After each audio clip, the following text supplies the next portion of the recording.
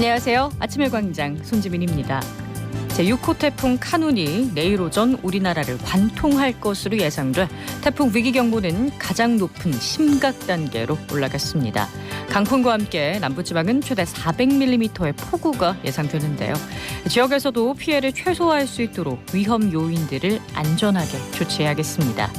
KBS TV와 라디오 또 KBS 재난포털에서는 기상특보와 전국 곳곳의 실시간 현장 상황 또 자세한 행동 요령까지 보실 수 있습니다.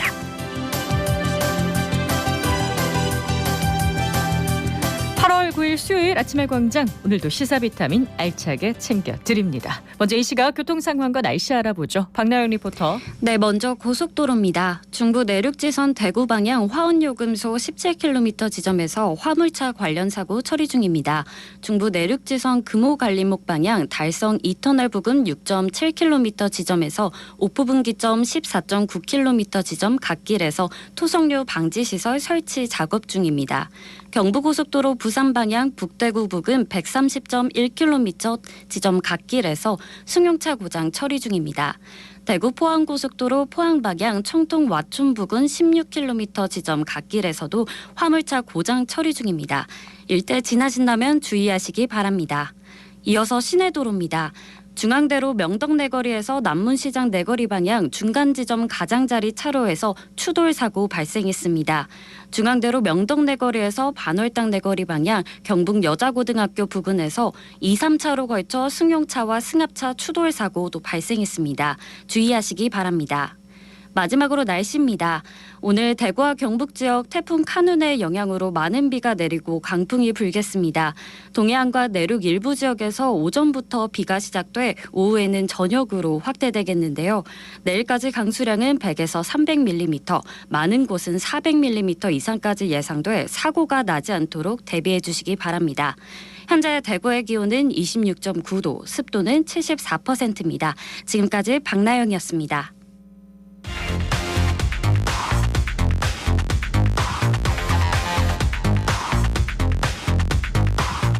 빠르고 정확하게, 명쾌하고 날카롭게 대구 경북의 오늘을 보는 KBS 대구 아침의 광장과 함께하고 계십니다. 대구 경북의 조간 브리핑으로 이어가죠. 오늘 아침 뉴스 영남일보 민경석 기자와 함께합니다. 안녕하세요. 네, 안녕하십니까. 첫 소식 볼까요? 네, 제6호 태풍 카눈이 북상하면서 대구시와 경북도에 비상이 걸렸습니다. 태풍이 예상 경로대로 북상한다면 대구와 경북 지역이 위험 반원에 속하기 때문입니다. 대구시는 재난안전대책본부에서 실국장과 구군 부단체장, 유관기관이 참여하는 점검회의를 했는데요. 현재 지하차도 침수에 대비해 필요시 근무자가 선제적으로 교통차단을 실시할 수 있도록 조치했습니다. 이와 함께 강풍에 대비한 대책도 마련했는데요. 건설공사장 타워크레인과 가림막, 간판 등의 관리 점검을 했습니다. 하천과 계곡, 야영장은 예비특보 발령부터 전면 통제하기로 했습니다. 네, 지난 집중호우로 큰 피해를 입은 경북은 어떻게 대비를 하고 있나요? 네, 기록적인 장마로 발생한 수해 복구에 총력을 기울이고 있던 경상북도는 초긴장 상태입니다. 복구가 완전히 이뤄지지 않은 상태에서 태풍을 맞이하게 되면 피해가 더욱 커질 수도 있기 때문입니다. 네. 이철우 경북도지사는 인명피해가 없어야 한다는 점을 강조했는데요. 가장 중요한 건 사전 대피인 만큼 미리 강제 대피 명령을 내리고 시군과 함께 대피 장소를 점검하라고 지시했습니다. 재난 및 안전관리기본법에 따르면 시장과 군수 등 기초단체장도 강제 대피 행정명령을 내릴 수 있습니다. 이에 따라 위험지역으로 판단되면 시군에서는 즉각 주민을 대피시킬 수 있어야 한다는 겁니다. 네. 또한 경북도는 이번에 복구가 이뤄진 곳에 대해서는 또다시 사고가 발생하지 않도록 분야별 점검에도 나섰습니다. 네, 다음 소식 전해주시죠. 네, 대구 경북 통합신공항 건설을 위한 특별법의 시행령 제정안이 어제 국무회의를 통과했습니다. 시행령은 윤석열 대통령의 재가를 거쳐 특별법 및 시행규칙과 함께 오는 26일부터 효력이 발생합니다. 정부는 지난 4월 특별법 제정 이후 법률에서 위임한 사항에 대한 하위 법령 마련 작업을 벌여왔습니다. 이후 지역 주민과 관계기관, 지자체 등을 대상으로 의견 수렴을 위한 입법 예고와 차관회의 등을 거쳐 석 달여 만에 하위 법령 제정 절차를 마무리했는데요.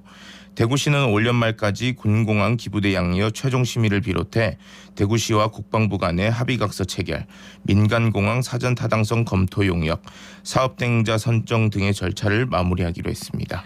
네, 시행령에는 어떤 내용이 담겼습니까? 네, 시행령에는 신공항 건설 지역 주변 10km 범위를 주변 개발 예정 지역으로 지정한다는 내용과 이주 정착 지원금을 2천만 원으로 확대한다는 내용이 담겼습니다. 이와 함께 신공항 건설과 후적지 개발 사업에 들어갈 때는 지역 기업을 우대한다는 조항도 포함됐습니다. 초과 사업비 발생 방지를 위한 국가와 지자체의 상호 협력 의무에 대해서는 당초 시행령에 담겨 있던 종전부지 가치 향상 방안을 지자체장이 강구해야 한다는 문구 대신 대구시의 의견을 반영해 가치 향상을 위해 노력해야 한다는 선언적인 조항으로 대체됐습니다. 그렇군요. 다음 소식 보겠습니다. 네, 동대구역에서 살인을 암시하는 듯한 메모와 흉기를 소지하고 있다가 붙잡힌 30대 남성에게 경찰이 살인 예비 혐의를 적용했습니다.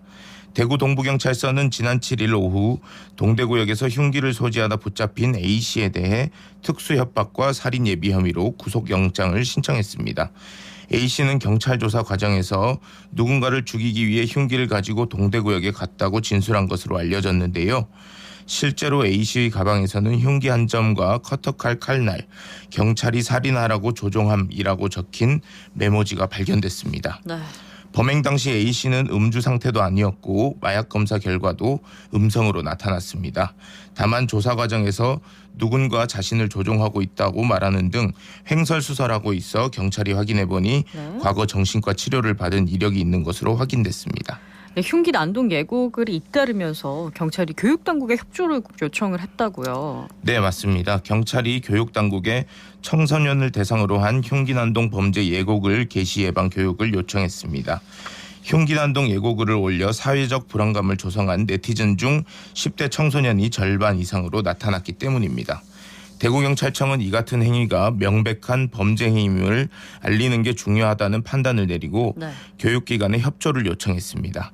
가정통신문으로 범죄 예고글 게시에 대한 처벌 여부를 전달하는 한편 학교 전담 경찰관을 통해 특별 예방 교육이나 홍보 활동에도 집중하기로 했습니다. 김수영 대구경찰청장은 장난으로라도 흉악범죄 예고글을 올린다면 협박죄 등으로 엄중 처벌할 방침이라며 청소년과 각 가정에 각별한 주의를 부탁한다고 당부했습니다. 네, 사실 이게 금방 삭제를 한다고 해도 처벌수가 꽤 높은 편입니다. 경각심을 가지고 우리 모두가 함께 조심해야 되겠습니다. 오늘 아침 뉴스 여기까지 듣죠. 영남일보 민경석 기자였습니다. 고맙습니다. 네, 감사합니다. 네, 안녕하세요. 저는 호텔 시금요 파트에서 5년째 일하고 있는 한영환입니다. 저는 고등학교 때 우연히 호텔 연회장에서 아르바이트를 했었는데 좀 잘 맞는 것 같더라고요. 그래서 졸업 후에도 대학도 호텔 관련 학과를 나왔고 전문적인 호텔리어로 지금 일을 하고 있습니다.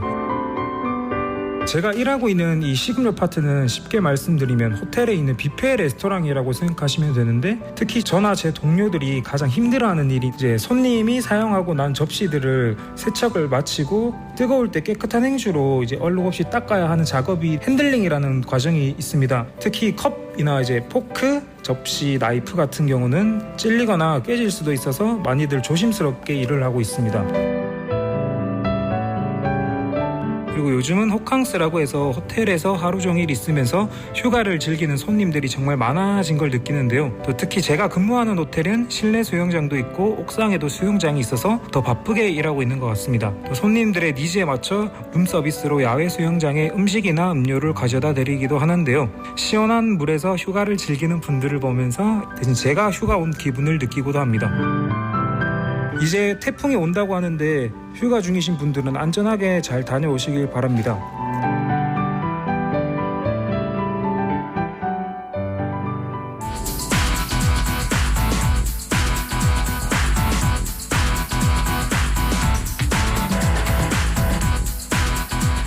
우리 사회 곳곳에서 활동하는 사람들의 다양한 삶의 모습과 그들이 전하고 싶은 이야기를 듣는 인터뷰입니다.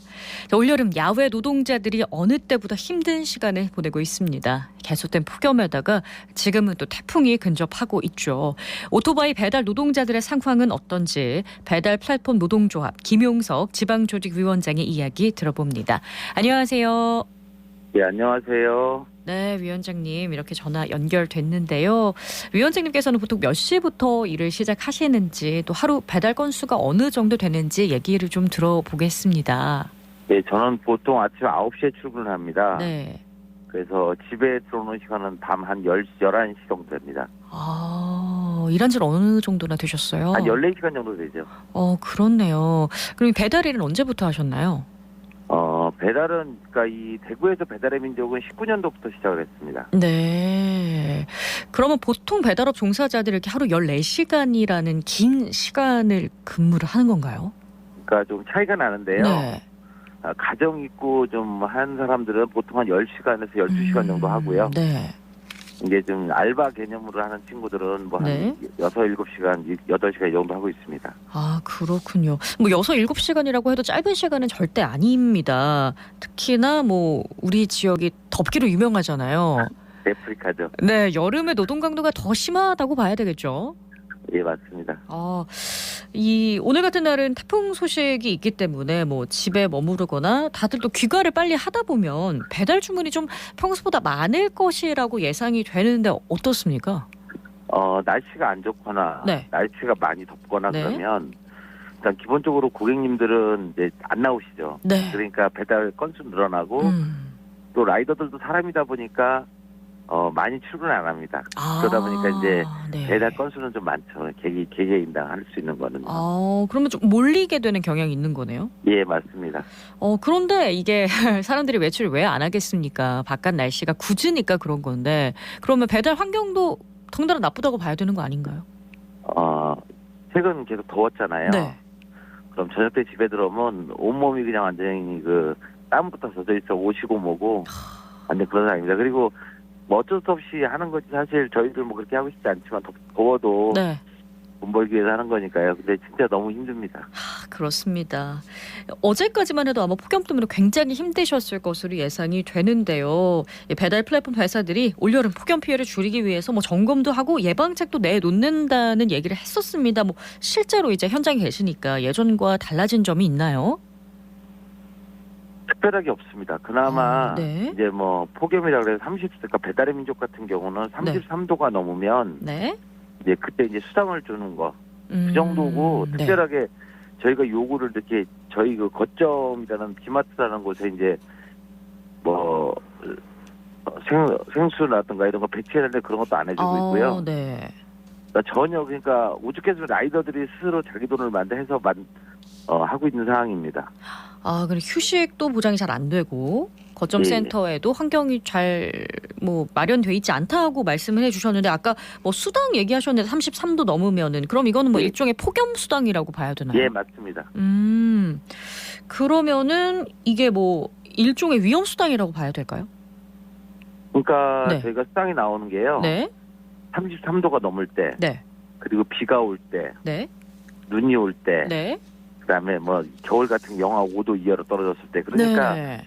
그러니까 라이더들 아까 말씀드린 출근을 안 하잖아요. 네. 그러니까 출근하라고 당근책이죠, 사실은. 유인책 정도로 봐야 된다. 예. 그렇습니다. 네.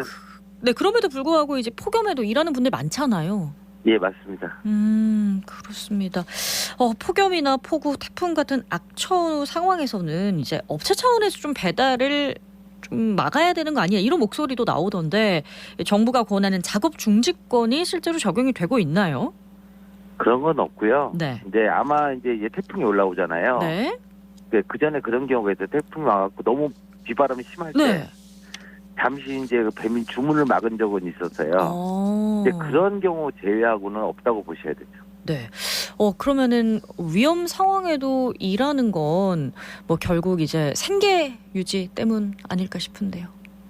근데 이제 라이더들이 이제 출근하는 라이더들을 보면 네. 그럴 때 나오는 게 거의 나이 드신 라이더분들이 많이 출근하세요. 네. 왜 그러냐면 라이더 숫자는 작고 네. 고객은 주문은 밀리고 그러다 보니까 단가가 좋거든요. 단가가 이렇게 네. 연동이 되는 거라서 그냥 똑같이 고정 단가가 아니에요. 네. 그러다 보니까 그때라도 이제 가족 살림을 이끌어야 되니까 그 시간 되면 이제 나이 드신 분들 나오죠. 이게 단가가 높으니까 위험과 힘듦을 감수하고서라도. 예, 맞습니다. 근데 이제 제가 듣기로는 이제 배달 노동자 같은 경우는 휴식은 무급을 의미하는 거라고. 예, 맞습니다. 그러면 이제 배달 중지를 권고가 되게 되면 이제 수익이 줄어드는 거잖아요. 수입이 없는 거죠. 0이라고 봐야 되는 거죠. 예. 그러면 이게 약간 실업급여 느낌으로 작업을 안 해도 뭔가 좀 수당이 보전이 돼야 되는 그런 시스템이 있어야 할 것 같은데요. 근데 아마 사측에서는 그렇게 하지 않겠죠. 왜냐하면 주문이 들어오는데 만약에 그런 걸 한다라 그러면 네. 라이더들이 출근을 안 한다라고 생각을 안 할 거라고 생각을 하기 때문에 네. 아마 절대로 그렇게는 안 할 겁니다. 근데 뭐 일부 상점주 같은 경우에는 뭐 시급을 좀 높게 해서 라이더를 고용하는 이게 악천후 상황에서는 그런 경우도 있더라고요. 그거는 이제 개별적 네. 그 상점의 상황이고요. 네. 그거는 진짜 극소수의 경우입니다. 그렇군요. 예. 7, 8월은 배달 라이더 교통사고도 아주 많다고 제가 들었는데 현실적으로 어떤 안전 대책이 좀 필요하다고 보시는지요? 그 이제 거기서 얘기되는 게 이제 안전운임제라는 건데요. 네. 실제로 그러니까 날씨가 많이 덥고 그러다 보니까 집중도도 많이 떨어지고 네. 덥다 보니까 그렇습니다. 네. 그런데 어쨌든 아까 말씀드렸지만 저희는 뭐 월급이 정해져 있겠지 뭐 시급이나 정해져 있는 게 아니라 네. 한 건당 하나씩 얼마씩 받는 구조입니다. 네. 아까 이제 일을 안 하면 영원이라고 하셨으니까. 그렇죠. 네네. 그러다 보니까 아무래도 운전이 사실 아무리 저 같은 경우도 오토바이를 30년을 이상을 탔는데요. 네. 이 집중 안 하면 아차하면 사고가 나거든요. 네. 근데 이제 날씨도 덥고 힘들고 짜증나고 그러다 보니까 그리고 아차하면 사고가 나니까 그게 이제 그래서 이제 악천후 때 이제 사고가 많이 나는 게 그런 이유입니다. 그리고 네. 도로 사정도 안 좋고요. 그러니까 이제 우리 대한민국에서 이제 폭염 가이드 같은 걸 내놓는데 제가 볼 때는 이게 현실적으로 오토바이를 운전하는 분들에게는 맞지 않다고 보여지거든요. 예, 맞습니다.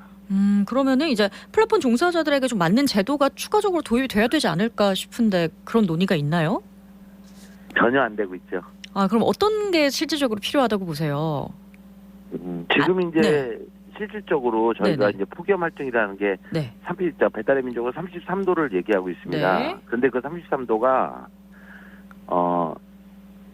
체감 온도가 아니라 기상청 온도로 33도를 얘기하고 있어요. 근데 사실 네. 기상청 33도면 체감이면 거의 35도 이상이 넘어가고 있는 사람, 특히 대구 같은 거 더하죠. 네, 네.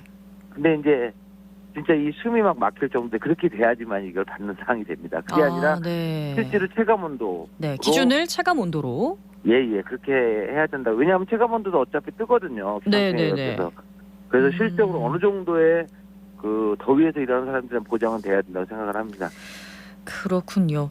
또 최근에 그 논란이 됐던 것들이 지역에서 배달 플랫폼 업체들이 배달 수수료가 지방이랑 뭐 수도권이랑 좀 차별됐다 이런 문제 제기를 제가 뉴스를 접했는데 이건 무슨 얘기인가요?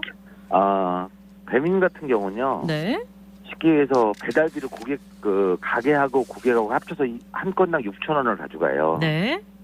그러니까 그건 서울이고 지방이고 똑같습니다. 네. 그런데 라이더한테 주는 기본료는 수도권은 3,000원. 그다음에 대구는 2,700원을 줍니다. 네. 그러니까 똑같이 고객한테 돈을 받고 네.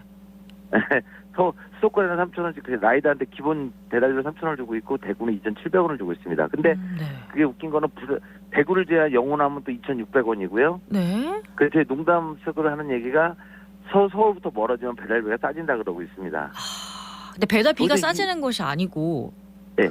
이제 다 라이더분들이 받는 돈이 적어지는 거잖아요. 그렇죠. 그러니까 저희들 이제는 배달비란 말을 쓰는데요. 네. 그러니까 똑같이 배민은 똑같이 돈을 받으면서 고객과 그다음에 그 업자한테 똑같이 받으면서 라이더들이 받는 돈은 서울에서 또 멀어지면은 배달비가 싸지고 저희들이 받는 돈은 싸지고 있는 거죠. 네, 그렇습니다. 그러면서 작년에 배민은 4천억이 넘는 흑자를 봤습니다. 네. 뭐 시간당 적정 건수를 정하는 안전 배달제를 도입하자는 주장도 있던데 배달비가 올라가면 소비자들 부담은 또 사실 덩달아 올라가기 때문에 쉽지 않잖아요. 저희가 그 안전 배달 때 얘기하는 거는요. 네. 그겁니다. 실제로 소비자한테 저희가 이번에 작년에 이제 그 임금 인상을 가지고 기본료 인상을 가지고 이제 제가 파업하고 농성도 하고 그랬었는데요. 저희가 하는 거는 뭐냐면 아까 말씀드렸지만 고객하고 가게에서 받는 돈 6,000원인데 저희한테 지금 대구 같은 2,700원을 주고 있습니다. 네네네. 10% 차이가 나죠. 예. 그랬을 때 저희가 주장하는 거는 고객이 요금을 올리자는 것도 아니고 가게의 요금을 더 받자는 것도 아닙니다. 네. 배민이 더 지금 자기들이 남겨먹고 있는 그 돈에서 저희한테 더 달라는 거고요. 네. 그러니까 고객이나 뭐 가게 측에는 1원의 단전의 그 인상도 없이 네. 배민이 남겨가는 그거를 저희 배달비 명목으로 받는 돈을 저희한테 돌려달라는 것입니다. 네, 그렇습니다. 예. 네, 지금 현재 폭염이기 때문에 아마 많은 라이더분들께서 고생하고 계실 텐데요. 태풍 지나갈 때까지 특히나 안전에 더 주의해 주시기 바랍니다. 오늘 말씀 여기까지 듣겠습니다. 고맙습니다. 예, 감사합니다. 네, 지금까지 배달 플랫폼 노동조합 김용석 지방조직위원장과 이야기 나눴습니다.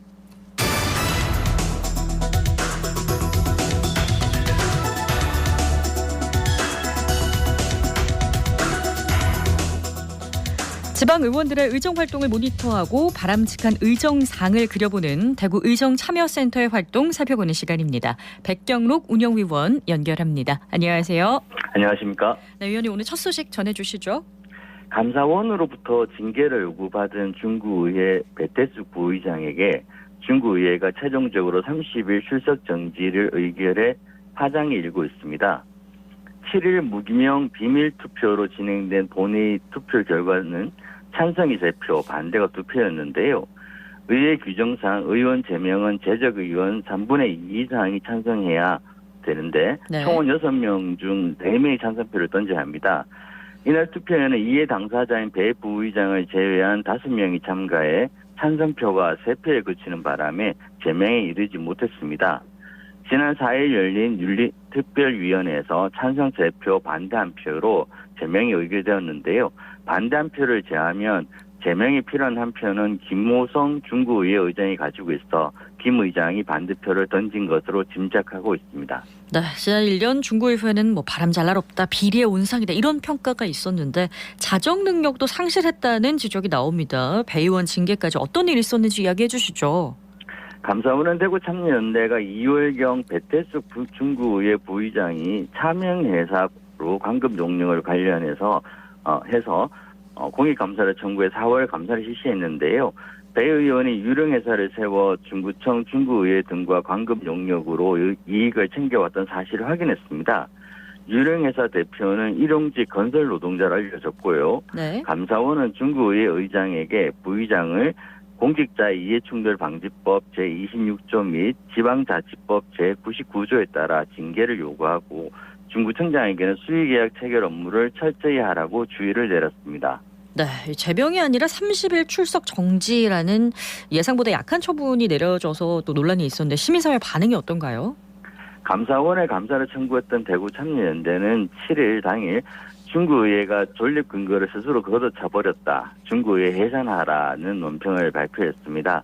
또한 배태숙 부의장은 물론이고 이 사건 관련해서 직접 연관이 있는 중구청, 중구의회 관련자들에 대해서도 형사 책임을 물을 것이다라고 주장했는데요. 네. 강금수 대구 참여연대 사무처장은 김호성 의장도 배 부의장의 유령회사가 거래 사실을 사전에 인지하고 있었기 때문에 네. 형사 책임에서 자유로울 수 없을 것이라며 형사 고발을 이어갈 것임을 분명히 했습니다. 네, 시민단체가 형사 책임 묻겠다고 하니 30일 출석 정지로 문제가 끝날 것 같지는 않네요. 다음 소식 전해주시죠. 대구시가 지난 7월 12일 대구광역시 의안의 비용 축에 관한 조례 개정안을 입법 예고했는데요. 이 개정안을 두고 의회 일부에서 반발이 일어나고 있습니다.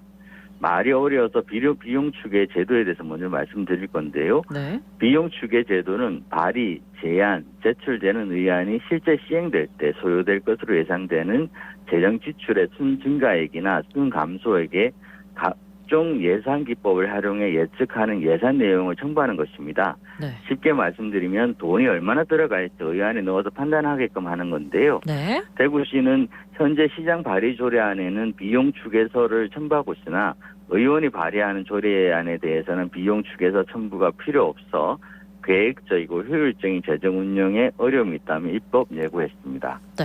다른 지역에는 조례안이 어떻게 돼 있나요? 사실 다른 광역단체들에서도 대부분 의원 발의 조례안에도 비용 추계 제도를 시행하고 있습니다.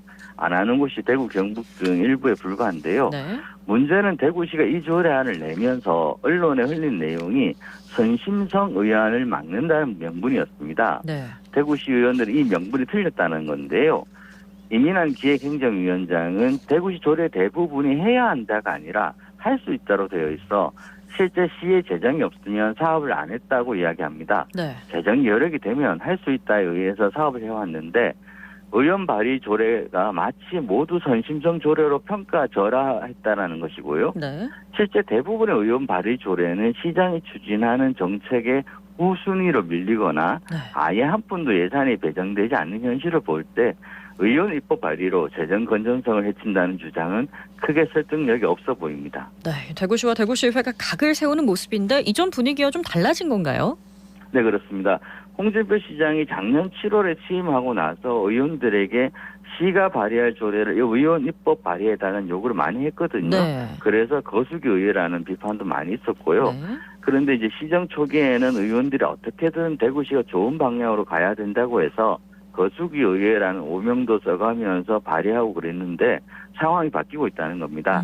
견제와 균형이라는 측면에서 의회가 대구시의 사업에도 브레이크를 거는 일이 생겼는데요. 네. 대표적인 예가 지난 6월 대구시가 제출한 대구시 달성군 수성구 관할구역 경계 변경 신청 동의안, 즉 가창면의 수성구 편입안을 불결시킨 겁니다. 네.